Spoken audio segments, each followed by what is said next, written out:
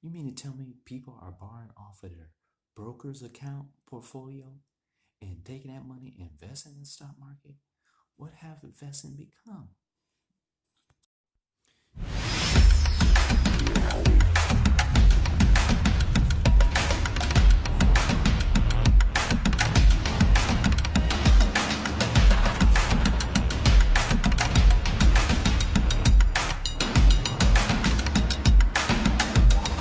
Margin accounts. Before attempting to use margin, you need to completely understand the risk.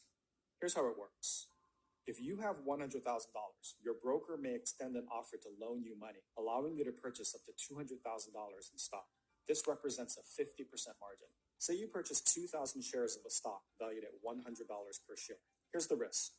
Say the share price of the stock drops by 20% down to $80.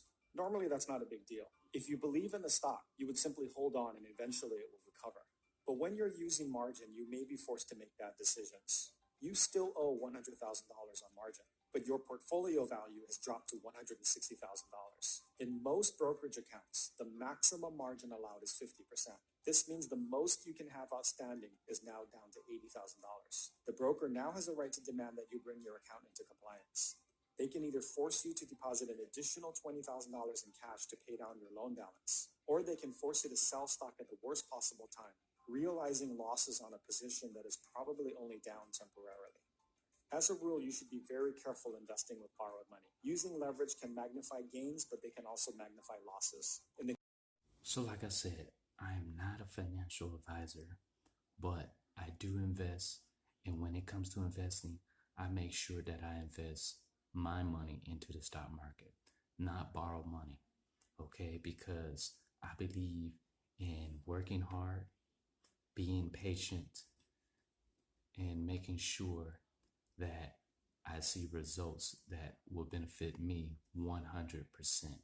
And this is why I'm starting to make videos that are dealing with option trading and buying on margin.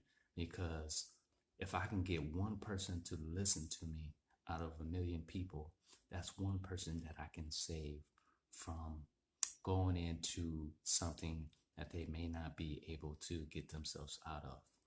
And this is kind of related to that young man a couple months ago who committed suicide because of what happened on Robinhood. And now Robinhood is becoming the ideal broker's account.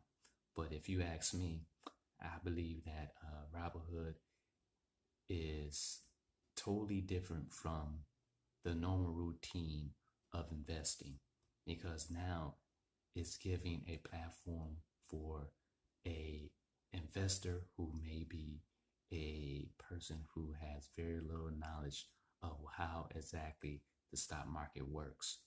So, what do you think? Do you think that buying on margin is the best way to build wealth, or is it a way to put yourself in further debt that would lead you into a bind that you can't get out of? At the top, and make sure to click that button at the top so that you get my latest content.